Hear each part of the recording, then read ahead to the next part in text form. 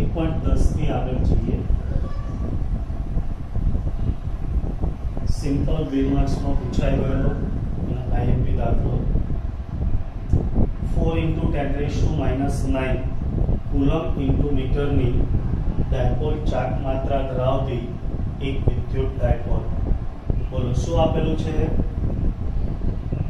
Yes, dipole moment P બરાબર 4 × 10⁻⁹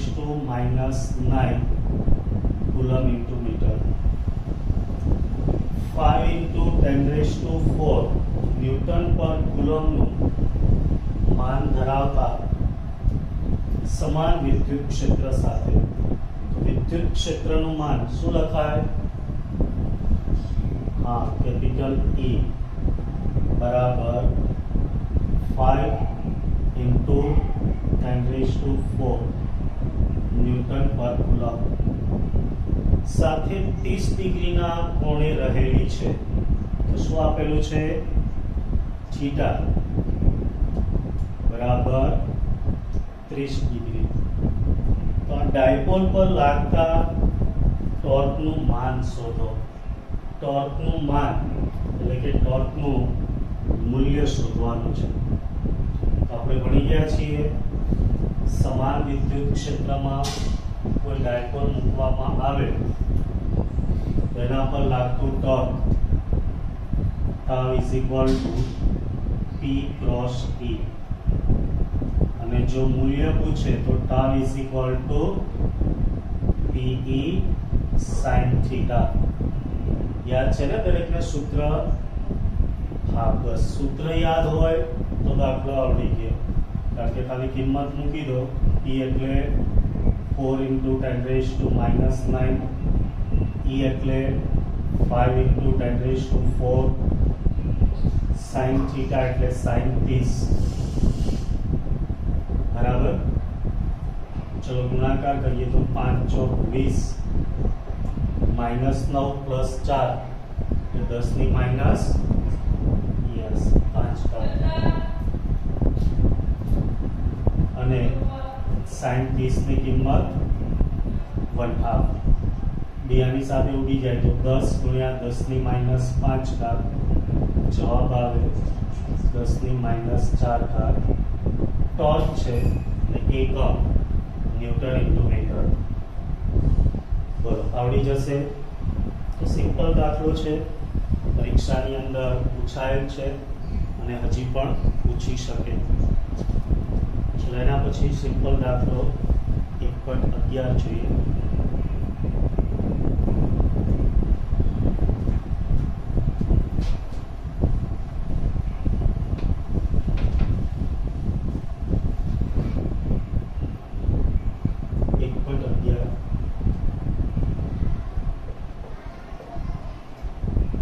ઊન સાથે ઘસેલા એક પોલિથીન ટુકડા પર 3 × 10⁻⁷ કુલમ ઋણ વિદ્યુત ભાર છે. તો વિદ્યુત ભાર એટલે Q, ઋણ એટલે આગળ માઇનસ, મૂલ્ય છે 3 × 10⁻⁷ કુલમ. આટલું લખતા આવડે? ઓકે.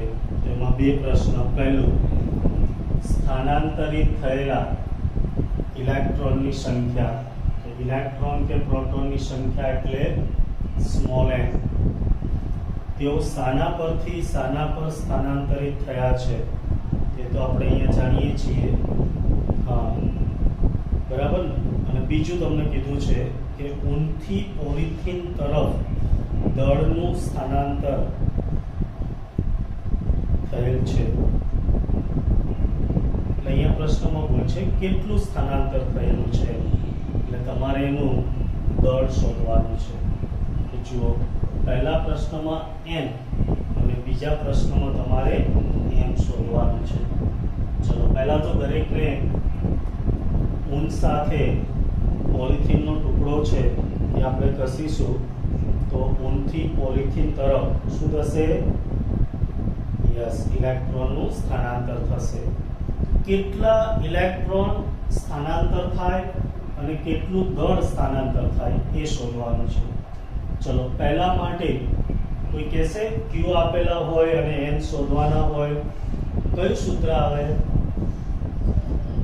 બરાબર વિદ્યુતભારનું ઘનસમીકરણ q બરાબર ne તેથી n બરાબર q upon e હવે દેખો q તમે ઋણ લો છો એટલે -3 into 10 raised to -7 ઇલેક્ટ્રોન પરનો વિદ્યુતભાર -e હોય છે એટલે કે -1.6 ગુણ્યા 10 ની -19 ઘાત તો માઈનસ તો પ્લસ થઈ જશે 3 ભાગ્યા 1.6 કરો જોઈએ કેટલા આવે છે યસ 1.875 -19 ઉપર જશે તો પ્લસ 19 માંથી 7 જાય તો 10 ની 12 ઘાત ચલો n આવડી ગયો હવે સ્થાનાંતર થયેલા ઇલેક્ટ્રોનનું દળ શોધવાનું છે સ્થાનાંતર થયેલ ઇલેક્ટ્રોનનું દળ એટલે કે m કોઈ કહેશે કેટલું દળ હોય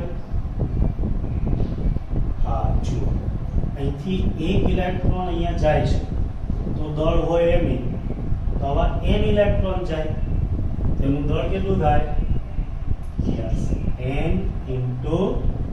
me n કેટલા છે 1.875 into 10 raised to 12 me એટલે ઇલેક્ટ્રોનનું દળ 9.11 અહીંયા 10 ની -31 ઘાત કિલોગ્રામ ચલો તો આનો ગુણાકાર કરતો જઈએ હા 17 છે તો 1 પોઈન્ટ આગળ ખસી જાઓ 1.7 ગુણ્યા 10 ની -18 ઘાત કિલોગ્રામ બોલો આવડી જશે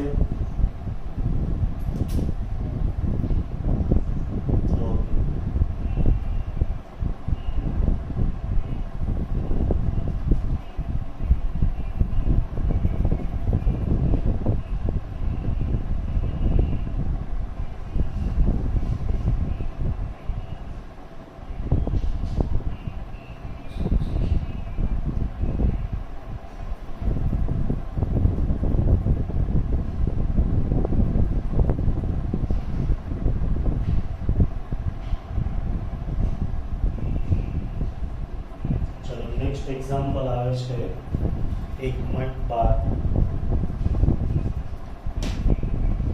અહીંયા સુધી કોઈને પ્રોબ્લેમ નથી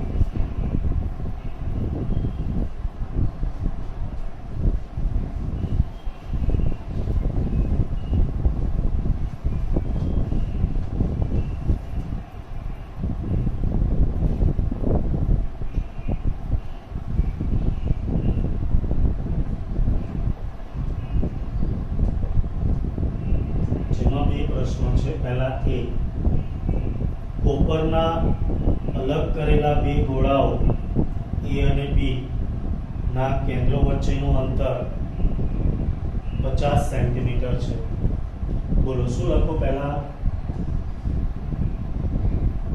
યસ બે ગોળા વચ્ચેનું અંતર એટલે કે r 50 સેન્ટીમીટર જેને મીટરમાં 0.5 મીટર પણ લખાય આગળ જો દરેક પરનો વિદ્યુતભાર 6.5 into 10 raised to -7 કુલમ્બ હોય દરેક પરનો વિદ્યુતભાર એટલે q1 q2 બરાબર q અને કેટલા આપેલા છે 6.5 into 10 raised to -7 કુલમ્બ જો આ રીતે તમે રકમને સમજતા જશો ને તો દાખલા ગણવામાં બહુ મજા આવશે તો તેમની વચ્ચે પરસ્પર લાગતું અપાકર્ષણનું બળ કેટલું હશે અપાકર્ષણ બળ F શોધવાનું છે હવે જો તમને કહી દીધું છે કે A અને B વચ્ચેના અંતરની સરખામણી એટલે કે r ની સરખામણી તેમની ત્રિજ્યા અવગણી શકાય તેવી છે તો તમે ગોળાને બિંદુવત ધારી શકો બરાબર ને એમની વચ્ચેનું અંતર છે એ પરિમાણની સરખામણીએ ખૂબ જ વધારે હોય તો બિંદુવત લઈ શકાય, અને જો બિંદુવત હોય તો બળ શોધવા માટે કયો નિયમ? યસ, કુલમ્બનો નિયમ. કુલમ્બના નિયમ મુજબ કયું સૂત્ર? બોલો. હા, F બરાબર K Q1 Q2 upon R². જો દાખલા જુઓ તો તમને એમ લાગે નવું છે, પણ ગણી એટલે એમ થાય કે ના, આમાં તો કશું જ નથી. તો K એટલે 9 × 10⁹, Q1 Q2 બંનેનું મૂલ્ય એક જ, 6.5 × 10⁻⁻7, 6.5 × 10⁻⁻7, અને 5 × 10⁻1 કહી શકો, એટલે 5 નો વર્ગ -1 નો વર્ગ 10⁻2, 5 નો વર્ગ 25, તો 9 × 6.5 × 6.5 ભાગ્યા 25 કરો, 2 ઉપર જશે તો પ્લસ 9 × 2 11 -14 + 11 15.1 આવે, 1 પોઈન્ટ ખસી જાઓ તો 1.51 × 10 ની કેટલી ઘાત થઈ જશે? યસ, -2. ચલો ભાઈ, આવી જાય છે આટલો આન્સર? Okay, good. તો પછી એની અંદર P જોઈએ.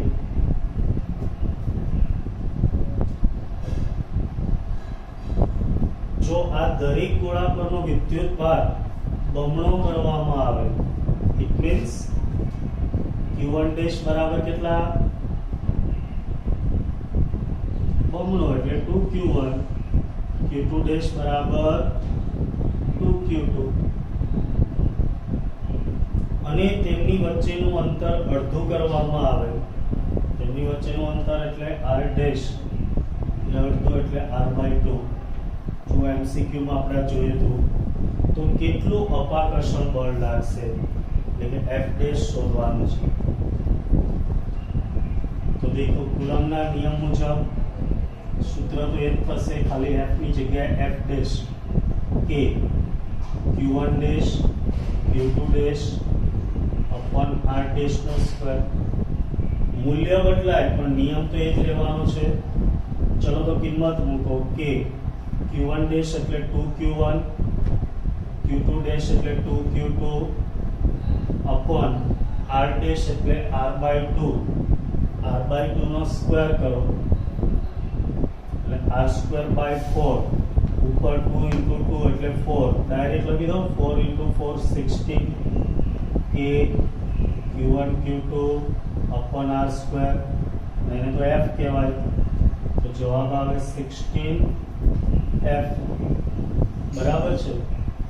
ઓકે, મૂલ્ય જોઈતું હોય તો F નું મૂલ્ય આપણે ઉપર મેળવેલું જ છે, તો 16 × 1.51 × 10⁻². ચલો ખાલી આનો ગુણાકાર કરી દો, છે એ કેટલા આવે છે?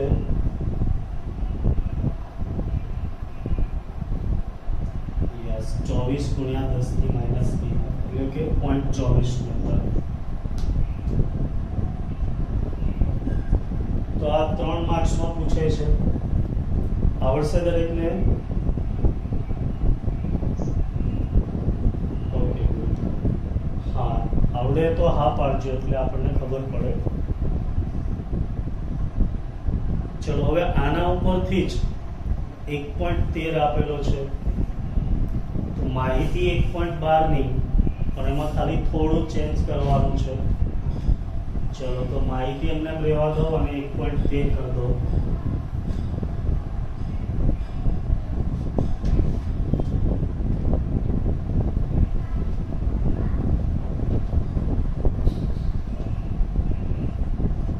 બોલો, F બરાબર કેટલા મળેલા અહીંયા? 1.51 × 10⁻² મીટર આટલું મળ્યું હતું ને. હવે જુઓ શું કહે છે. ધારો કે સ્વાધ્યાય 1.12 માં, એટલે કે બંને બંને ગોળાઓ એક સમાન માપના છે. ત્રીજો તેમના જેવો જ પણ વિદ્યુતભાર રહિત ગોળો પ્રથમ ગોળા સાથે સંપર્કમાં લાવી ત્યારબાદ બીજા ગોળા સાથે સંપર્કમાં લાવી તે બંનેથી દૂર કરવામાં આવે છે. સમજ પડે છે શું કહે છે? હા, વિદ્યુતભાર રહિત ગોળો સી લઈ લો તો એને પહેલા એ સાથે સંપર્કમાં લાવો, પછી અલગ કર દો, પછી બી સાથે સંપર્કમાં લાવો, અલગ કર દો, તો એમની વચ્ચે નવું અપાકર્ષણ બળ કેટલું લાગશે એ શોધવાનું છે. તો દેખો, પહેલા એ અને બી ગોળા પરનો વિદ્યુતભાર કેટલો છે? Q. આપણે કહી શકીએ QA બરાબર Q અને QB બરાબર Q. હવે જુઓ, તમને જે સ્ટેપ આપ્યું છે, એ સાથે વિદ્યુતભાર રહિત ગોળા સી ને સંપર્કમાં લાવે. સી વિદ્યુતભાર રહિત છે એટલે એના ઉપરનો કુલ વિદ્યુતભાર 0 છે. એને સંપર્કમાં લાવી અલગ કરતા તો આપણે એટલા માટે જ આ રીત ખાસ ભણેલા, સંપર્ક દ્વારા વિદ્યુતભારોનું પ્રેરણ. કોઈ કહેશે એ અને સી પરનો વિદ્યુતભાર કેટલો થશે? QA બરાબર QC બરાબર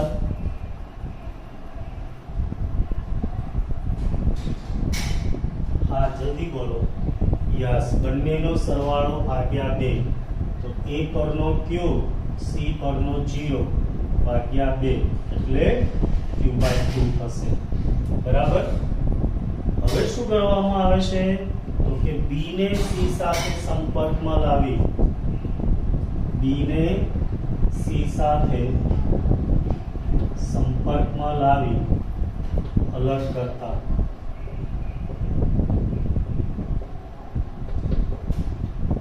B ને C સાથે સંપર્કમાં લાવી અલગ કરવામાં આવે તો બંને પરનો વિદ્યુતભાર કેટલો થશે? કોઈ કહેશે આ સમાન થશે, QB બરાબર QC. પણ કેટલો? દેખો, B ઉપર કેટલો વિદ્યુતભાર છે? Q. C ઉપર કેટલો થઈ ગયો હવે? Q/2. બંનેનો સરવાળો એટલે Q plus Q/2/2. નીચે 2 કરવાનું ભૂલતા નહીં. ચલો લસા લઈએ. 2Q plus Q એટલે 3Q. 2 into 2 એટલે 4. એટલે આપણે આવા MCQ કરાવેલા. સમજ્યા પડી દરેકને? હવે A અને B વચ્ચે લાગતું અપાકર્ષી બળ F ડેશ કહી દો કે Q1 ની જગ્યાએ QA, Q2 ની જગ્યાએ QB એટલા જ અંતરે લાવવામાં આવે એટલે R². તો દેખો, અહીંયા A/R² બરાબર છે.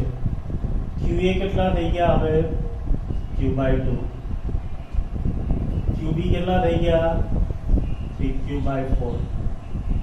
હંમેશા આંકડાઓને આગળ લઈ લેવાના. ઉપર 3 છે, નીચે 4 ગુણ્યા 2 એટલે 8 Q²/R², જેને F કહેવાય. એની કિંમત આપણે જાણીએ છીએ ને? હા, તમે આને આમ પણ લખી શકો 3/8. MCQ હોય તો આવો જવાબ હોય, પણ અહીંયા દાખલો છે તો F ની કિંમત આપણે 1.12 માં મેળવેલી 1.51 ગુણ્યા 10⁻². ચલો 3 ગુણ્યા 1.51 કરો, પછી 8 વડે ભાગી દો, કેટલા આવે છે?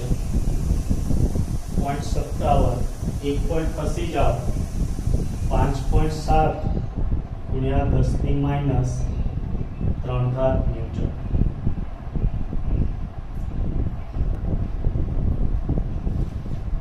ચલો 1.14.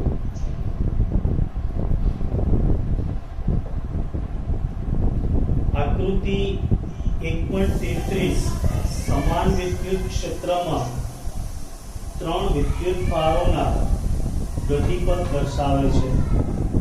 देखो आ एक विद्युत क्षेत्र છે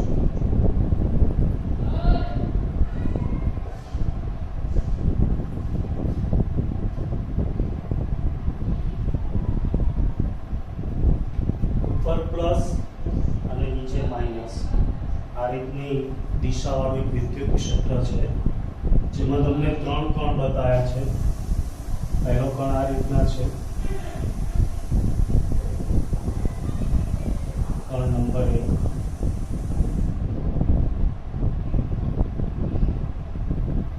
કણ નંબર 2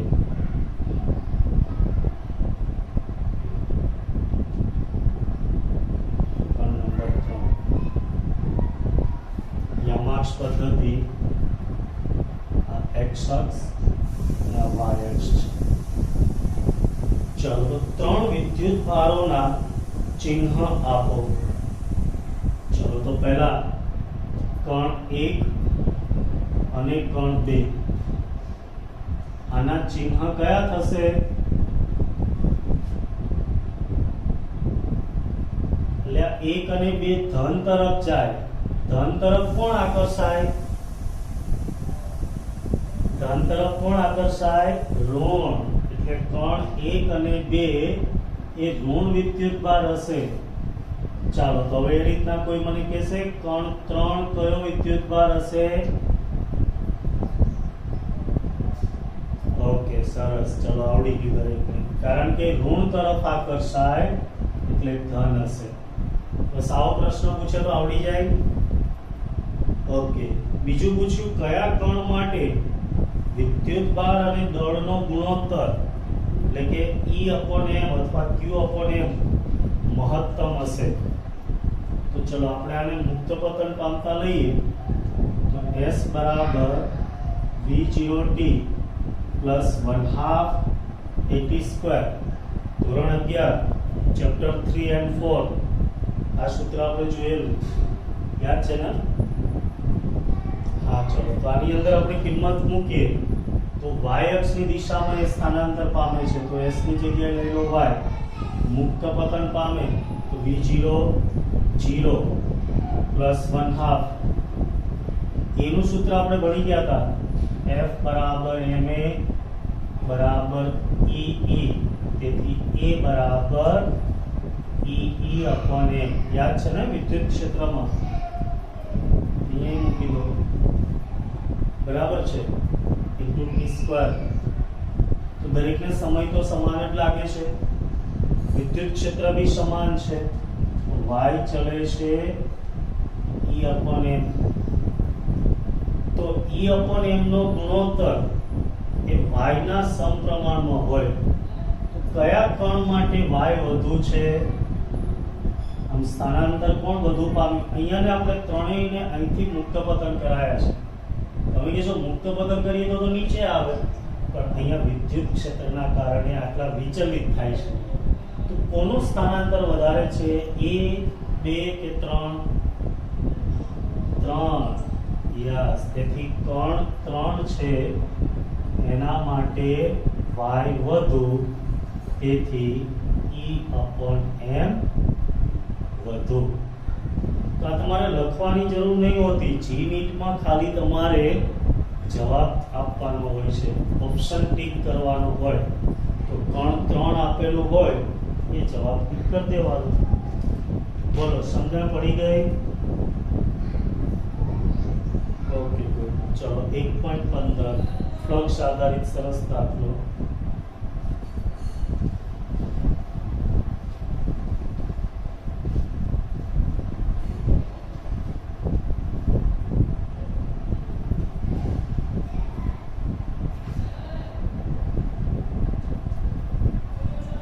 एक समान विद्युत क्षेत्र सदिश E बोल्ड अक्षर करेलो होय एनो मतलब सदिश E बराबर 3 × 10⁻³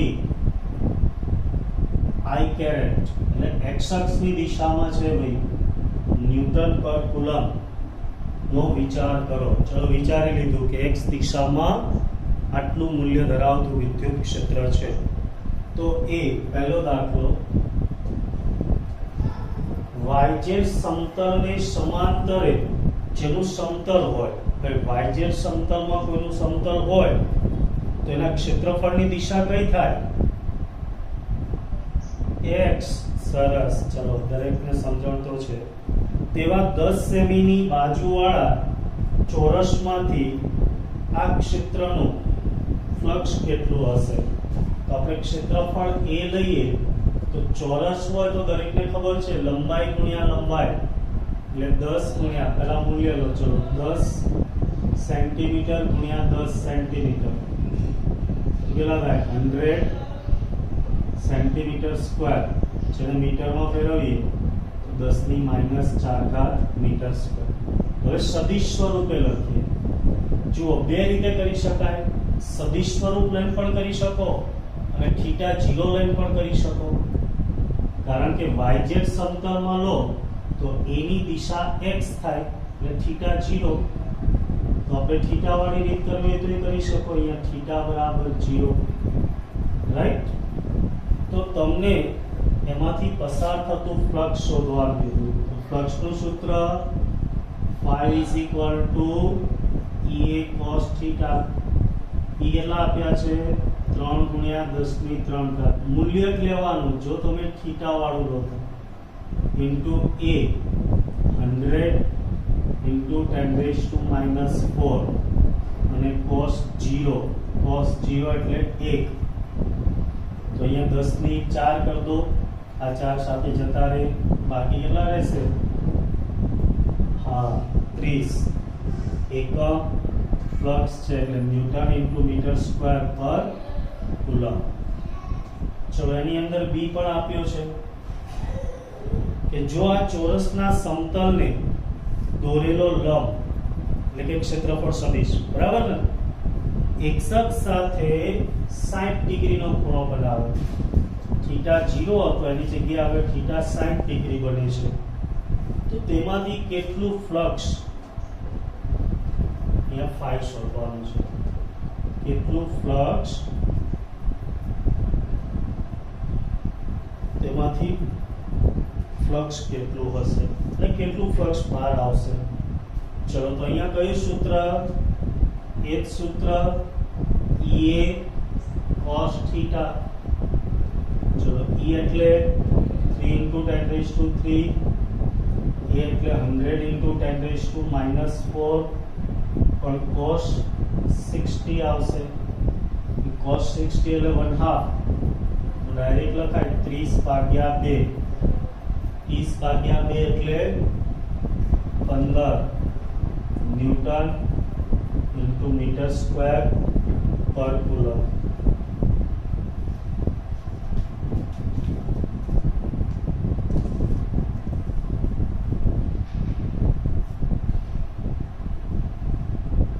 ચલો આવડી જશે ને? તો તેની સાથે જ 1.16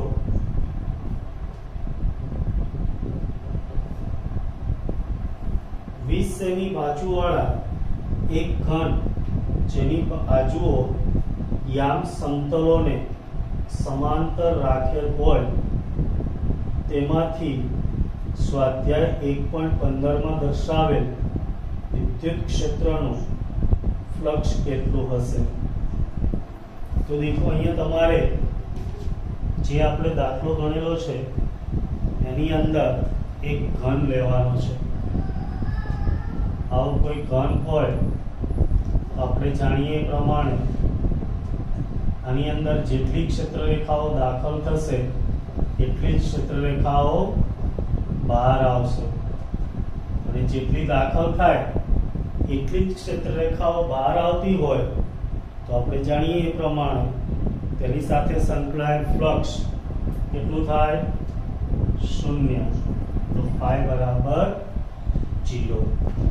તમારે જવાબ આ રીતે લખવાનો છે કે અહીંયા ઘન એ બંધ પૃષ્ઠ છે અને બંધ પૃષ્ઠમાં જેટલી ક્ષેત્રરેખા દાખલ થાય છે તેટલી જ ક્ષેત્રરેખા બહાર આવે છે. આથી તેની સાથે સંકળાયેલ ફ્લક્સ 0 થાય.